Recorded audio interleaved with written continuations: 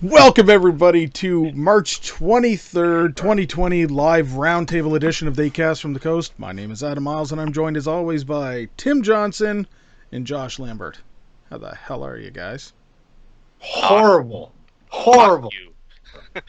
I'm off. Fuck no. Okay, Tim's got something to rant about, so we're going to have to open up the show with this. Tim, you want to talk about it, don't you? This COVID-19 shit is insane, okay? And it's not so much this scary. What was that? That was my cell phone. Sorry. It's not so much how serious and scary this virus, this pandemic that's going around. What's making it even scarier is the people's reactions. And I was at the bank and literally got cussed out by this woman for coughing into my sleeve, because I guess she's terrified, and I had no right to be there apparently because whatever, and because you coughed. Because I coughed or sneezed. Yeah, sorry, sneezed. I sneezed into my sleeve. I don't know, because random dust went up my nose, like.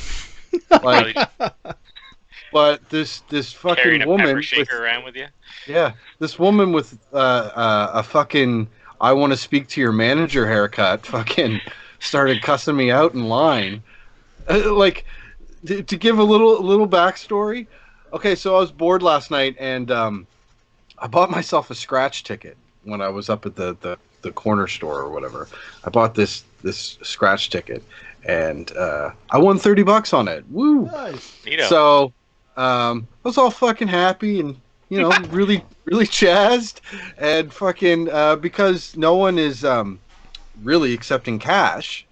Yeah. I decided to go to the bank that was right there and decided to deposit it in my account. I mean, it's only $30, but whatever. So I'm standing in line, my winnings, and I sneeze. I just random sneeze. And I did it the proper way into my sleeve or whatever. And this woman turns around and literally starts going on about how I have no right to be there if I'm sick. And I'm like, lady, I'm not sick. I pretty much live the quarantined life anyway. So anyways, It sounds to me like you're a fucking degenerate that shouldn't have been at the fucking bank sneezing. Yeah, all over no, I had no business at the bank. And I mean, to be fair, I have been rarely leaving the house unless I have to. Not that that's really any different than any other day in my life, but like I said, she she was cursing at me and stuff, and I didn't take it to the level that I wanted to, because. Honestly, no, because it's a public place and she's reacting out of fear. And who swears at a bank? I don't know. This I thought that Karen was like Holy Land. Like you're not allowed to. You can't do that shit. You can't do that here. But anyways, yeah, like I said, this Karen woman, fucking, that's not obviously her name, but yeah, she started cussing me out at the bank, and that was like an hour and a half ago. All right. Wow. And I mean, I got up to the teller, and the teller's like, "How are you today?" And I was like, "Did you not just see what happened?" And then like because I'm an asshole, like up at all the tellers, they got the hand sanitizer, and I'm like, "Hey," I said over to her, and I'm like putting the hand sanitizer on and shit. But anyways, I mean, that was the extent. I mean, there was no violence, but it rubbed me the wrong way because of like, come on, lady. And I wasn't even close to her. I probably should have fought her. Yeah. Square up, lady. Square up. Let's go. I challenge you to fisticuffs. It was my first real experience of the state of terror out there right now in the world. Yeah, people are acting crazy. Because, I mean, most of my interactions, people have been very friendly and courteous, and everybody's been abiding by, the stand 6 feet away rule, and I've been doing that as well. I've only left my house maybe twice 3 times since this whole thing started. So, you know, I make sure that I have a reason to leave the house, and, you know, putting $30 in my account apparently wasn't worth it. Oh man, that sucks. Yeah, I mean we've been on lockdown ourselves pretty much, but I mean like, you know, other than going out to like archery on like, you know, Sunday and Wednesday nights, we lead a pretty busy in-house life anyway, you know what I mean? So it's like now we just don't get to archery. Like what the fuck, you know what I mean? Jacob comes down like all the time. He's like, "Yeah, I just like sped run through Resident Evil 7.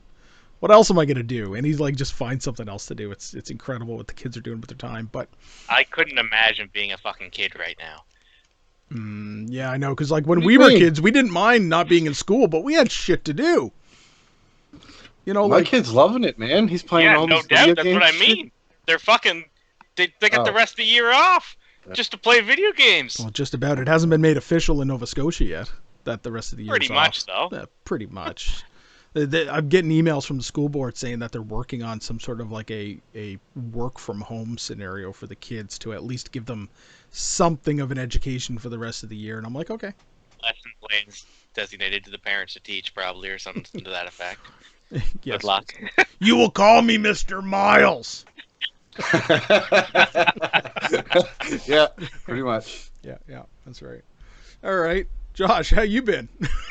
I'm doing good, buddy. COVID outbreak. I don't live this internal life like you guys. I'm a necessary means to the cog of the world of the workforce. I'm still out there supplying groceries to people. All right, moving on, gentlemen. Tonight we are going to have a general run of topics. We have, first and foremost, gentlemen, first topic of the night. Friday the 13th, Part 5 turns 35 years old. 35. Why is this... Staying alive. Why is this important? Because this is like the black sheep of the series. And I don't understand it. And we've had these discussions many times before, gentlemen. Many times before. Justice. I don't agree with them at all. I don't. I don't agree. I think that I think it's a great movie. It is a great movie. It is. It absolutely is. I mean, the one thing that always... But it's not. It is The Outsider. Like, it's not like all the others. Well, I mean, it's almost as if, like, those people that were butthurt back in the day watching this in theaters were like, what do you mean that's not Jason? It's like, you know, who cares? Yeah. Who cares? Well, and that's the thing, right? And I've actually had people, you know, in one breath say, I hate Part 5 because it's not Jason. And in another breath say, oh, I love that scene, by the way, where Jason, like, you know, kills the guy with the leather strap on the tree. And I'm like, you know, that's in Part 5 and that wasn't Jason. That's not Jason. Oh, well, then I love the part where the guy in the toilet gets killed. Okay, once again, that's not Jason, guys. That's Roy. And Roy's fucking awesome. This movie has some of the most memorable kills in the series. It's got some of the best people in the series. And Roy was badass. Who cares if it wasn't Jason? He was a perfect copycat killer. Yep. So, you know what? It's important to state that the fact that, you know, it's 35 years old now, it doesn't get near the love that it deserves. And you know what? People need to give this movie a chance. Fuck the fact that it isn't Jason. This guy pulled off the crimes almost in a perfect manner. He would have gotten away with it too. Did they do like a special release or anything for 35? No, but this brings up the next part of this topic that I was going to bring up. The rumor mill is going... Oh my god, we should make a fan film. Sure, let's make a fan film. Oh my god, we should make a fan film about Roy. We totally should. We totally should. We totally should make a fan film about Roy, and guess what we should call it? Roy? Roy. Totally should. What? I bet you I could get a script done pretty damn quick too, Tim. Yeah. I don't believe it. Nope, but this does bring up another slight topic or addition to this. The rumor mill's going nuts right now that there's apparently a whole new box set coming out with 12 Friday the 13th films in it. Now, doing the math on that, not too many box sets, or no box sets in the past have been released as a complete system. Like, they don't, the whole series is not in one complete box set at this time. No. So what does that mean? I zoned out there for a minute. What are we talking about? There are rumors floating around as of like yesterday that there's going to be a new box set for Friday the 13th release that's got 12 films total in it.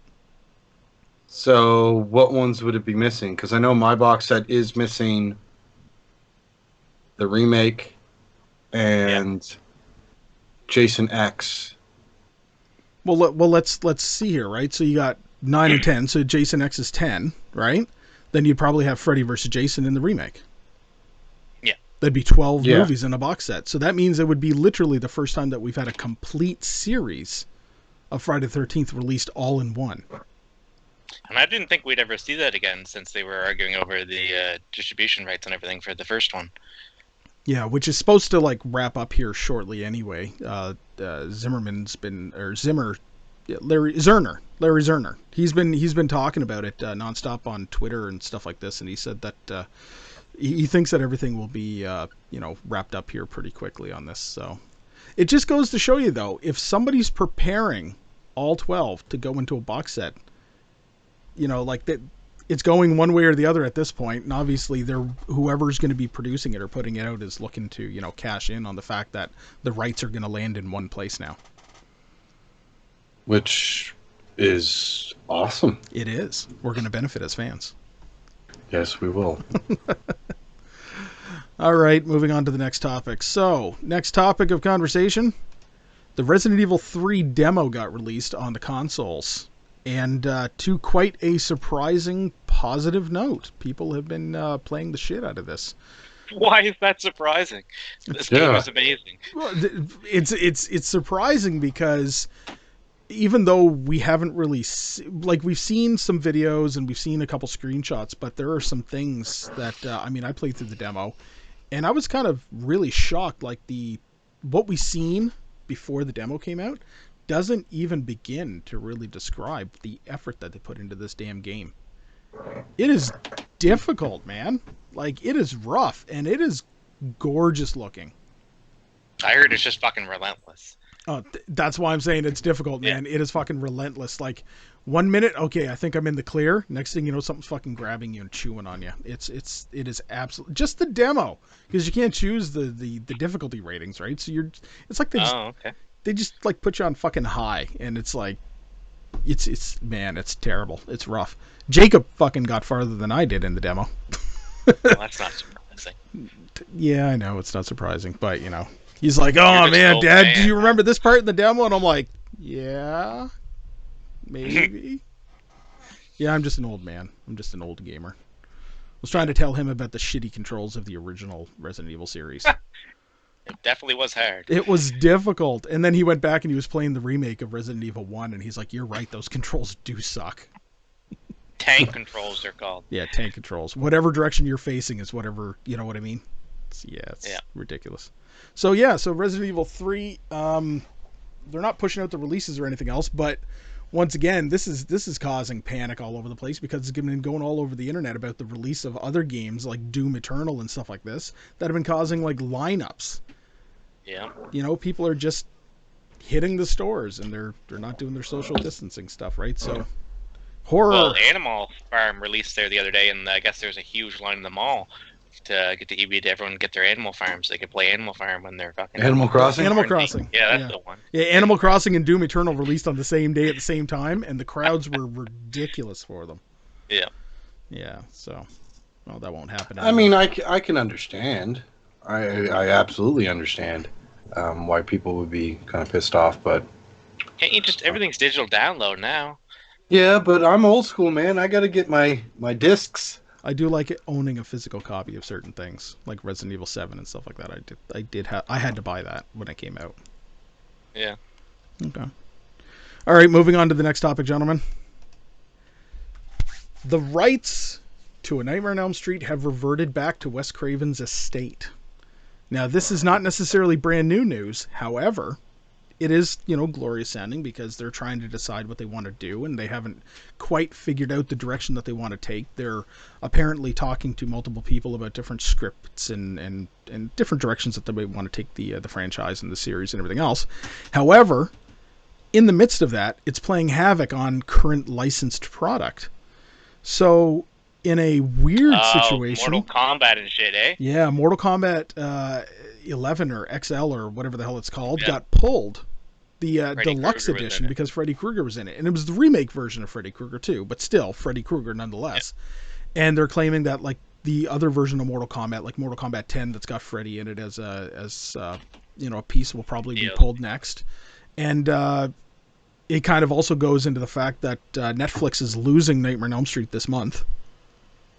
And so like all of these Nightmare on Elm Street situations that are currently going on, while we've been waiting for something to happen, all the content's being pulled right now, and no future. We don't know exactly what's going to happen. They're gonna probably announce something and cash in on it heavily, and all the power to them. But this is a weird situation where they're literally just, instead of banking on current content that's out there and trying to make a couple of bucks off of it, they're fucking pulling it.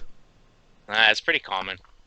Yeah. Like, I explained this, I think, the other day. The same thing happened with the Beatles rock band. Yeah, and didn't we already talk about this? Yeah. No, that was something else that got pulled. But it is a common when rights are up for negotiation, and when they're looking at different contracts, the first thing they do is they pull all existing PI. They say, yeah, get it off the market. Yeah, it's just a weird fucking situation, man. But I mean, that just tells you they're pulling it. That means, in my opinion, and a lot of people are rumbling about this right now too, they're getting ready to roll on something. And when they hit the ground, they're going to be running pretty damn quick. So it won't be too long. I don't think, gentlemen. Depends on if old Robert England's in it or not. Old Robert England. Robert England. Next topic. H.P. Lovecraft's Celloface is being adapted, toting an all-practical approach by Dream Apex Pictures. Now, this is kind of interesting because H.P. Lovecraft has had a bit of a jump back in popularity when it comes to movies, thanks to things like Color Out of Space, The Void, stuff like this. So Lovecraftian worlds are kind of coming back. So this one here, published in 1922, H.P. Lovecraft's story Celloface is the author's latest work that's headed to the screen. Celloface still tells the story of a boy who has the most wonderful dream when he's 7 years old, but he spends 66 miserable years desperately trying to find it again to escape his mundane and depressing life. It's almost like an addict chasing the dragon at this point. He's so obsessed with it. He's trying to, replicate and duplicate the dream and the feelings of this dream over years. I can honestly say that. Shit is weird, man. Yeah, it is. It's just fucking weird. And I love Lovecraft. Like his Reanimator's classic, The Beyond is amazing classic, Lurking Fear, all that stuff is great. I don't think I've ever read this one though, so I'm intrigued. Kind of like when Antlers was coming around, they said it was based on the story. I might go back and read this one, see if there's anything I can take from it. But I don't know. Bunch Did you of guys? Weird octopus things. Yeah, tentacles and octopus. Did you guys ever watch that one, Color Out of Space? No. It's on the list. I never got a chance to watch it yet though, but I heard it was good. It's a very slow burn. And I usually don't mind a slow burn film, but in like a 2-hour film, the last half an hour is like the best of the whole movie. Like when the actual like the payoff starts to occur, it's fucked, and it goes for miles, man. Like there was one scene I was like, I can't fucking believe they actually filmed that for this movie. This is weird, and it was like some real gnarly shit too. Like that's saying something. So. Lovecraft making a comeback continuously. I mean, they have been doing a lot of Lovecraft shit. Like, look at The Lighthouse. Yeah.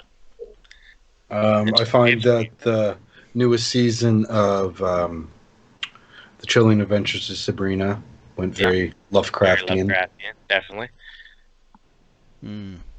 I mean, the inspiration's there all over the place. Right down to the fact that Del Toro was trying for years to get it in the Mountains of Madness pulled off.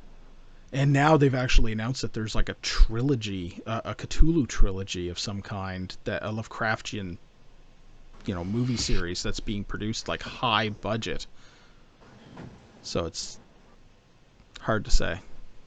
It's gonna be Those aren't the kind of Cthulhu. movies that do well. Cthulhu. Those aren't the kind of movies that do well. You don't want to spend a lot of money on them. No, but I mean something as a streaming series would work. Yeah.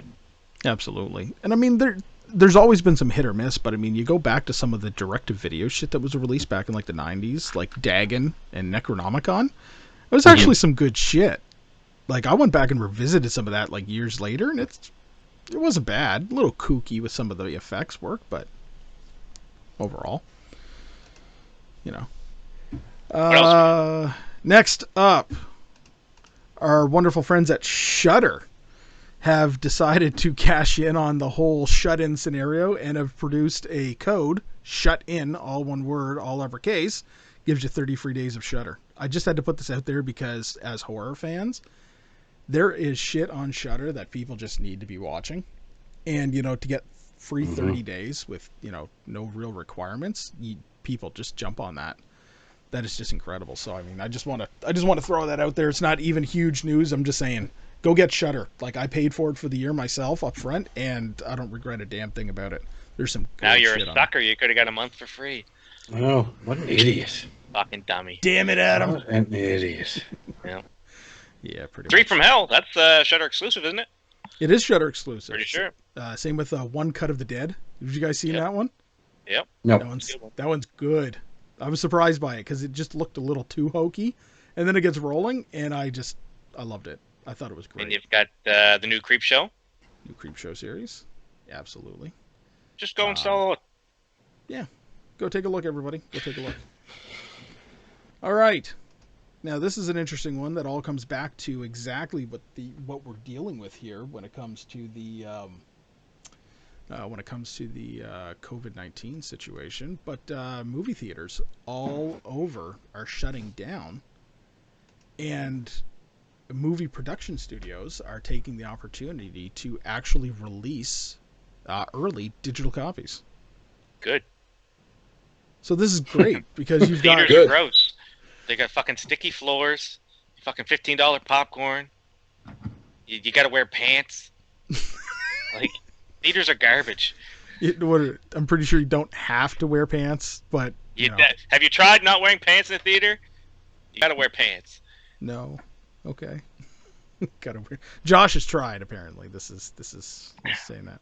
So some of the first ones that got released were obviously The Hunt, which was a movie that was kind of like somewhat shelved for its socio, political views, and The Invisible Man has made it or is making it like this week or something like this. So that's just the whole tip of the iceberg there. So there's rumors right now that I know it's not horror, but it's still pretty cool. There's rumors that Marvel and Disney will be releasing Black Widow straight to streaming services as well. Not gonna happen. Not gonna happen? Don't think? Not gonna happen. They have to. No, they need to make their money. They need to make their money, and them doing, however much they're gonna, do video on demand for, like, I don't know, anywhere between $5 and $20 to rent it for like 3 or 4 days. It's not going to happen. They'd sooner sit it on a shelf for 2 years. Yeah. Well, I mean, the unfortunate thing is that, like, a lot of these movies that are coming out that can be shelved and moved to a different date, the newest James Bond movie, things that aren't connected, like the MCU specifically puts out films in a certain order, right? Like, they're adding to, at least some of the details of the movie, adding to the overall arcane story or whatever. So if they were going to release these out of date, which originally was the plan, I can't see them, especially Black Widow, I can't see them releasing it to video on demand or anything like that. I mean, it's hard to say because when you look at it, Marvel, I mean, that's one situation, but it is owned by Disney, and Disney's already started pulling the plug on theater releases. Onward was just in theaters for like a week, and then it's going to on demand already. So like, you've got the whole parent company scenario where they might actually be pulling the strings a little bit harder than you think. So it's not out of the question, and this is why a lot of people are talking about it this way. So you never know. We might get to see it. No, you have to find a way to stay current. It's true. because you got no park, you got no movies. Like, you got to stay current somehow. They get a lot of staff to pay, I'm sure. Oh, Absolutely. Okay. Let me see here. Next topic of conversation we have supporting Canadian horror. Chow Boys by Astron 6 was released online in its entirety today. So, just as an FYI for anybody who doesn't know what this is or doesn't know Astron 6, shame on you if you don't. Astron 6 is a collective of filmmakers and actors from basically Western Canada, comprised of people such as Stephen Kostansky, who made, and Jeremy Gillespie, Matthew Ward Kennedy, Connor Sweeney, all these guys, great guys. They made a bunch of movies like Father's Day for Trauma, The Editor, Manborg, all these kind of really trashy, awesome grindhouse films, which are all fucking amazing in their own way. And over the last couple of years, they haven't really been doing a lot because Stephen Kostansky, more so than anybody, has really moved on to some big things. He did The Leprechaun Returns, the one that's actually like a true Leprechaun sequel. Yeah. It was really good. And a couple of other movies. He's got one coming out now called Psycho Gorman, which I talked about previously.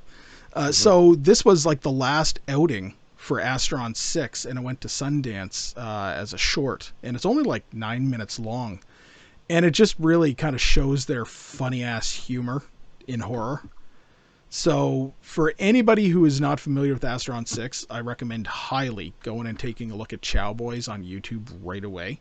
It's funny as shit. It sucks that I had to wait this long to see it because it was like, released last year at like Sundance and some festivals, and we're just getting to see it now. But normally we'd have to wait for like a DVD or movie release to come out, and it would be like an extra. So it's great that we're getting to see it anyways. But check that out. Support Canadian horror, and check out Astron 6 and all the other stuff that they've done. These guys are fun as shit.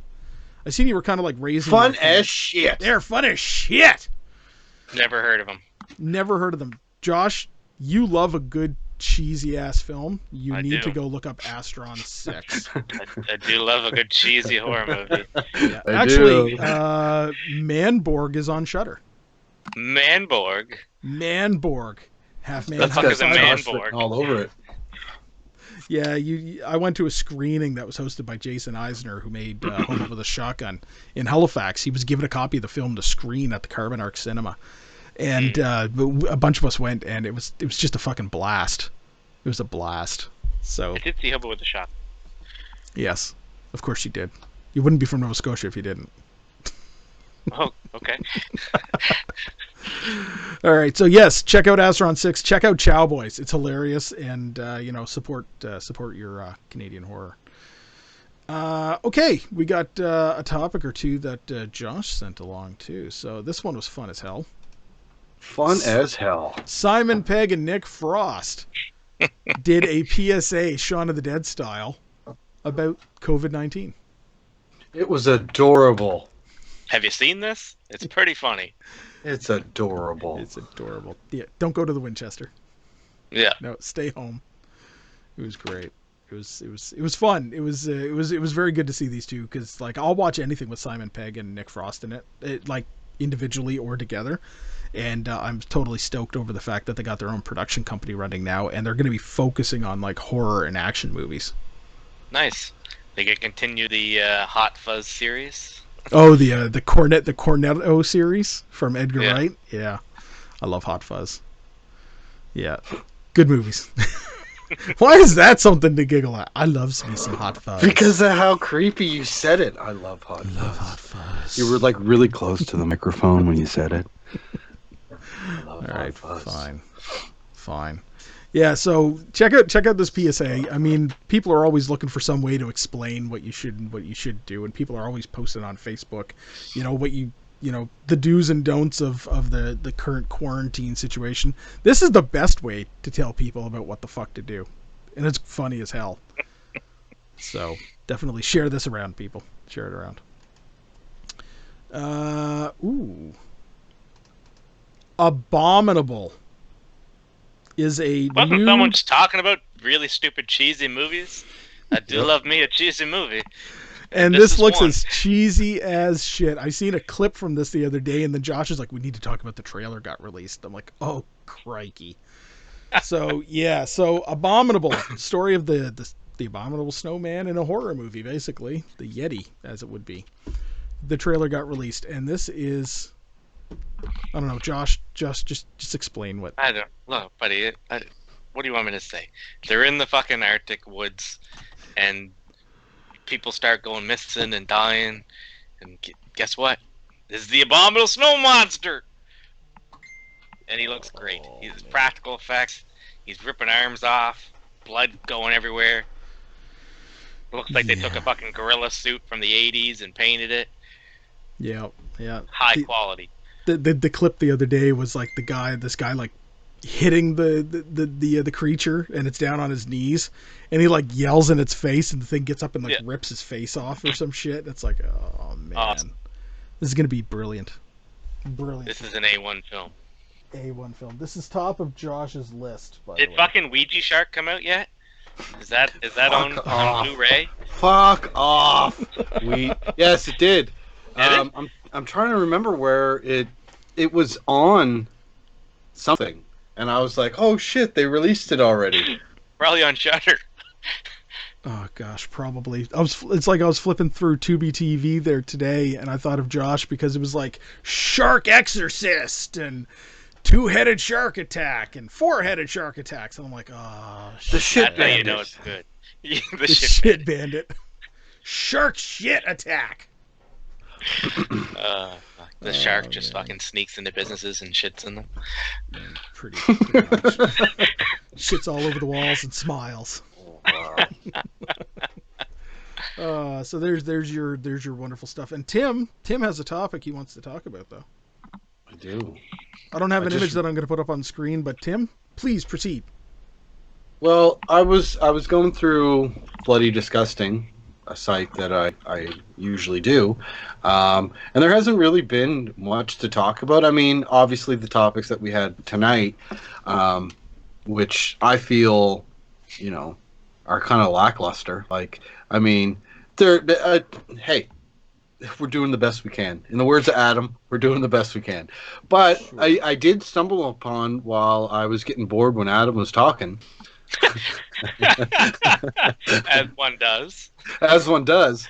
Totally zones out. Writer Todd Farmer digs deep into the heart of the lost sequel of My Bloody Valentine 3D Part 2. Now, I saw that article. I mean, we've talked to it a couple weeks ago when we did our Valentine's Day episode. I'm a huge fan of the original My Bloody Valentine, and not so much of the sequel or the remake. But apparently, this Todd Farmer, who penned the original My Bloody Valentine, as well as Drive Angry, he's basically talking about his planned sequel that never happened, and it actually doesn't sound that bad.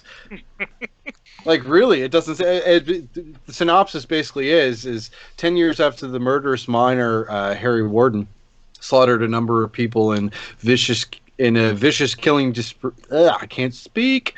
Vicious killing spree before disappearing into the mine that previously employed him. Prodigal son Tom Herringer returns to his hometown of the state of Harmony a decade after narrowly escaping the business of Harry Warden's pickaxe. Now, to me, this sounds exactly like the fucking just remake. So what am I reading here? The unused script was just used for the remake. Yeah. That's about it. Because... oh, go ahead, Adam. I was going to say, because one of the big things that came up there not that long ago, after the re-release and the re-release that just happened and the restorations of My Bloody Valentine, the original, they had talked about the fact that the original movie had an unmade sequel as well. So there's like 2 unmade sequels to My Bloody Valentine, one to the original and one to the remake now, that are kind of coming to light. I love hearing about this shit. Like this, what could have been. I mean, in all fairness, I probably would have hated it because I love the original so much, and I felt that the the charm that the first one had was completely lost with the remake. Um, Not shitting on any of the people that made it or any of the actors. I don't know. I felt it was very lackluster. But I mean, this article it goes into detail of what this sequel would have been, and a pretty accurate synopsis of like the opening scene.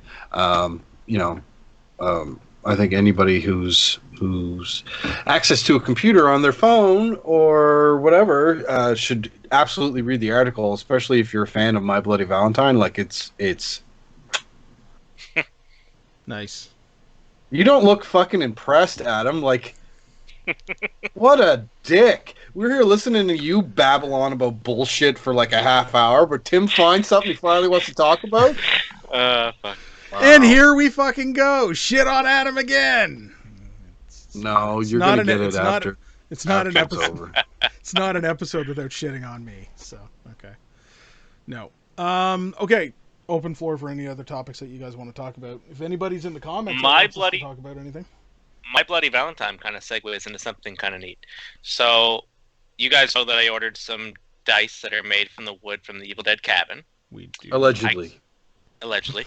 I came into contact with a fella 2 days ago who lives in Tennessee and has gone to the site of the original Evil Dead cabin and collected wood and bricks from the fireplace and all this stuff. Okay. He's very interested in acquiring some samples from the area where My Bloody Valentine was filmed. Really? So he's going to send me some samples of he has from like the filming set, the original set of The Evil Dead. And at some point, if I ever get down there to the City Mines, he would like me to send him up some rocks or something from that area. That's cool. That's very cool. It's pretty damn cool indeed. Pretty damn cool indeed, man.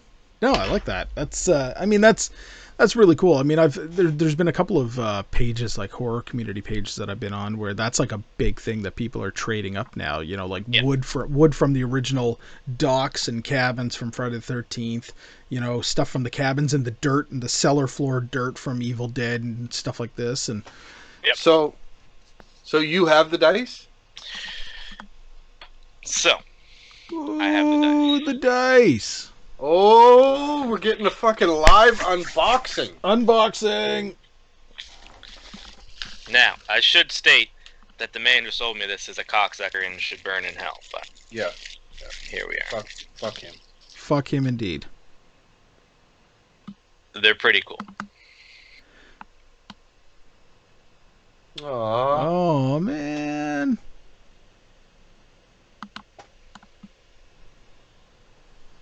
Awesome. Those are fucking awesome. That is genuine cabin wood right there.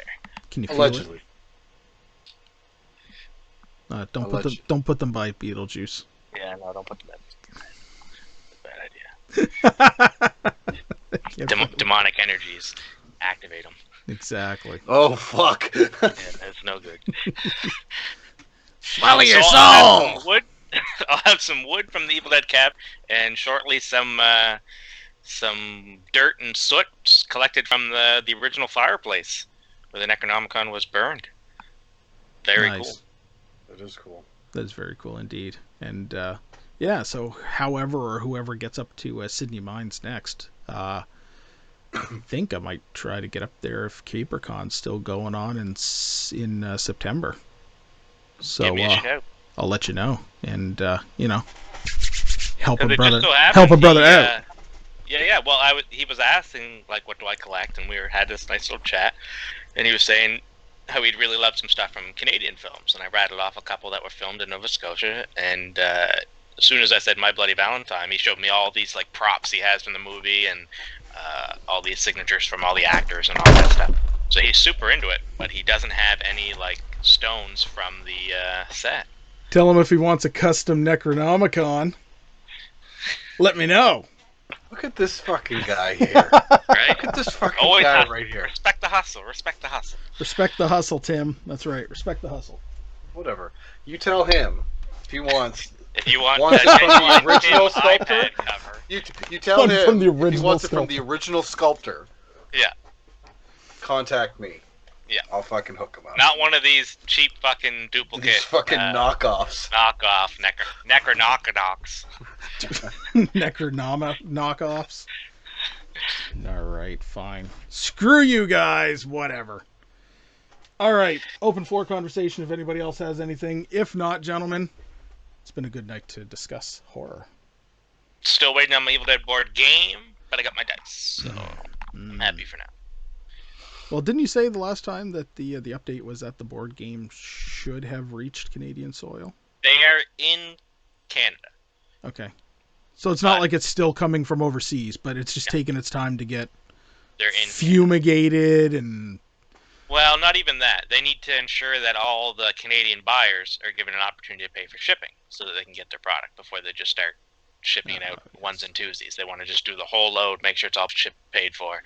So someone that fucking originally bought it and paid lots of money on Kickstarter is now lollygagging and won't pay the fucking $14 to ship it. So it's fucking holding up production. I almost want to just message and be like, listen, how many of them is there? Just fucking ship them all to me. Yeah, like I'll take them. Just fucking get it done. Dude, I will fucking take one if all it is $14 to Right. release it. I'll fucking take one. Fuck. Right on. All right, gentlemen. With that, we're going to call it a night. So, thank you everybody for tuning in and watching us live on Facebook and interacting with us as we do this show. And this show will be posted to our actual YouTube channel as well as to all of the major podcasting platforms that we actually produce our show on, including Spotify, iTunes, Google Play. And don't forget, everybody, check us out on Facebook, like the Misunderstood Art Company. And we do have a discussion group that we've kicked off again for They Cast from the Coast. It's a cult horror web community, so it's not just about the show, but we do, give the ability to talk about episodes and everything else. So just join it up. We're trying to kind of start up a new community for the horror fans. And we're on Patreon, by the way. So why don't you just open up your hearts and your wallets. And for a minimum donation to help us produce content, we'll have more opportunities to, produce shows. So thank you, everybody. And until next time, Tim. Stay spooky and wash your hands and stay safe. But most importantly, stay spooky. And don't sneeze on anybody. And Yeah, don't go to the bank. Don't go to the bank. Don't go to the bank. Josh. I have the opposite advice. Go to the bank, sneeze on someone, fight them, and film it. Bum fights? Or World Star Hip Hop. That's what it is, right? Right. The new one, yeah. World Star. All right. Shut up, Adam. All right. Thanks, everybody, for tuning in. And until next time, thanks for joining us. Good night. Bye.